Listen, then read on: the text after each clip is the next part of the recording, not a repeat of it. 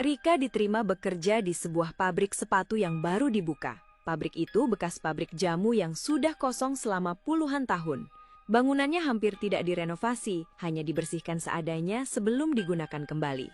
Hari pertamanya bekerja, sesuatu yang aneh langsung ia rasakan. Saat melangkahkan kaki melewati gerbang pabrik, tiba-tiba kepalanya seperti tertimpa sesuatu dari atas. Refleks ia melihat ke bawah, namun tidak ada apa-apa. Hingga sekitar 3 bulan setelah pabrik beroperasi, semuanya berubah. Malam itu malam Jumat. Pabrik sedang lembur besar sehingga hampir semua pekerja masih bekerja meski waktu sudah mendekati tengah malam. Saat itu, Rika sedang datang bulan dan pergi ke kamar mandi. Ketika hendak membuang pembalut yang sudah dibersihkan, tiba-tiba terdengar suara perempuan berbisik sangat dekat di telinganya. Semuanya jorok, tunggu saja, akan saya usir. Rika langsung menoleh. Di sudut kamar mandi, ia melihat pembalut tergeletak begitu saja tanpa dibersihkan. Bulu kuduknya langsung berdiri. Dengan tubuh gemetar, ia buru-buru keluar dari kamar mandi. Namun untuk kembali ke area produksi, ia harus melewati gudang lem yang berada di lorong belakang. Saat itulah, ia mendengar suara ramai dari dalam gudang lem. Karena penasaran, Rika memberanikan diri mengintip lewat celah pintu.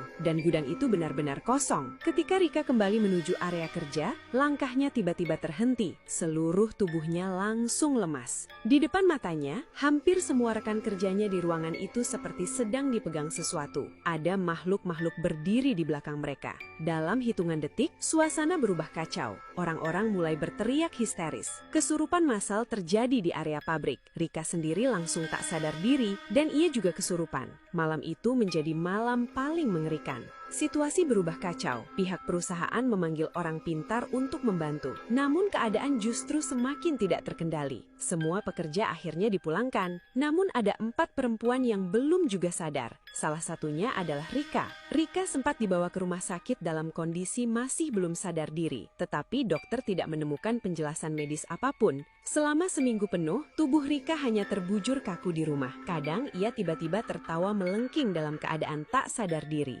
Sementara Ami, Riri, dan Sinta tetap sering kesurupan walaupun sudah berada di rumahnya masing-masing. Orang pintar, dukun, ustadz, bahkan ahli ruqyah sekalipun tidak bisa banyak membantu. Rika hanya dirawat di rumah dan diinfus. Semua orang mulai percaya bahwa jiwanya dibawa pergi. Di saat tubuhnya terbaring tak sadar diri, Rika merasa dirinya berada di tempat lain. Ia bersama 3 temannya, Ami, Sinta, dan Riri, berdiri di jalan berkabut. Dari kejauhan, datang kereta kuda yang dikendarai pria berpakaian Sunda kuno. Pria itu mempersilahkan mereka naik. Kereta berjalan melewati hutan gelap sebelum tiba di sebuah kawasan besar yang mereka kenali, pabrik tempat mereka bekerja. Namun saat melewati gerbang pabrik, tempat itu berubah menjadi rumah besar dan mewah dengan banyak orang yang sedang bekerja sambil memanggul karung sangat berat. Orang-orang memanggul karung berat sambil berjalan tertatih. Jika ada yang jatuh, langsung memberi hukuman tanpa ampun. Rika dan ketiga temannya kemudian dipersilahkan masuk ke dalam rumah besar itu. Di sana, duduk seorang perempuan sangat cantik. Perempuan itu memperkenalkan dirinya, Nyai Sari. Di sampingnya, berdiri 2 perempuan dengan pakaian lusuh dengan kaki dirantai.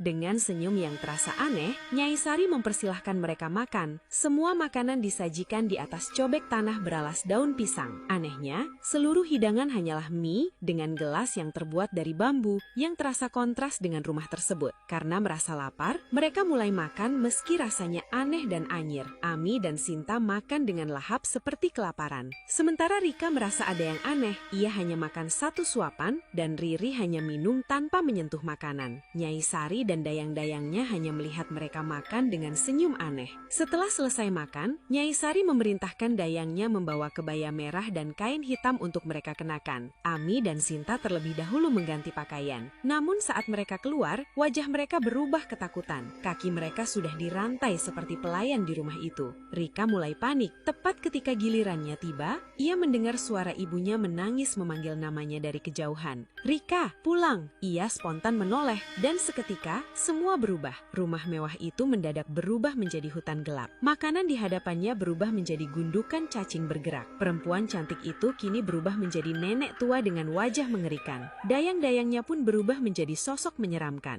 Dengan suara menyeramkan, Nyai Sari berkata bahwa tempat itu kini adalah rumah mereka dan melarang mereka pulang. Baju yang mereka pegang berubah menjadi baju lusuh robek dengan rantai. Rika langsung membuang baju itu. Mereka melihat kondisi Ami dan Santi dalam keadaan yang mengerikan. Rika langsung berteriak. Ia dan Riri mencoba kabur menembus hutan. Di sepanjang jalan, mereka melihat orang-orang membawa karung sambil dirantai. Tiba-tiba muncul sosok kakek dan nenek Rika yang sudah meninggal dunia. Mereka meminta Rika terus berlari menuju gerbang di ujung jalan. Dengan penuh luka dan ketakutan, Rika dan Riri terus berlari mengikuti petunjuk. Saat hampir mencapai gerbang, Nyai Sari muncul sambil berjerit marah. Tangannya berhasil menarik tubuh Rika sebelum lolos. Makhluk itu lalu memberikan bungkusan kain hitam sambil berbisik pelan. Suatu hari, keturunanmu akan kembali ke tempat ini. Setelah itu, Rika melihat cahaya sangat terang, dan ia langsung terbangun. Tubuhnya lemas. Di sekelilingnya banyak orang sedang membacakan Yasin sambil menangis. Barulah ia sadar, dirinya sudah tidak sadar diri selama seminggu. Ia memeluk ibunya sambil menangis, dan bertanya tentang Riri dan Ami. Ibunya mengatakan bahwa Ami dan Sinta telah meninggal 3 hari sebelumnya. Sementara Riri masih dibawa berobat ke Banten karena terus mengalami kesurupan. Selama hampir 3 minggu, Rika beristirahat dan tidak kembali bekerja karena kedua orang tuanya melarangnya kembali bekerja di tempat itu. Kedua orang tuanya mengajak Rika berziarah ke makam Ami dan Santi, kemudian melayat ke rumah Ami dan Santi. Kedua orang tuanya mengingatkan ia agar tidak banyak bicara. Mereka hanya ingin menyampaikan bela sungkawa tanpa menimbulkan fitnah. Rumah mereka kebetulan berdekatan. Begitu gadis itu masuk ke rumah, Ibu Ai dan Ibu Santi langsung menghampiri mereka sambil menangis histeris. Dengan suara bergetar dan mata penuh air mata, mereka berkata bahwa Ai dan Santi meninggal sambil muntah. Di tengah tangisan itu, mereka terus bertanya, di mana sebenarnya Ai dan Santi saat kejadian malam itu. Rika hanya diam, bibirnya tidak mampu mengucapkan sepatah kata pun. Ia hanya menangis sambil menunduk, karena bayangan malam itu masih terus menghantuinya. Tidak lama kemudian, ia dan keluarganya pulang, meninggalkan rumah duka dengan suasana hati yang semakin berat. Riri masih bertahan, namun sejak kejadian itu, Riri sering kesurupan tanpa henti. Sejak kejadian itu, hidup Rika tidak pernah benar-benar normal lagi. Ia sering melihat bayangan Nyai Sari muncul di cermin.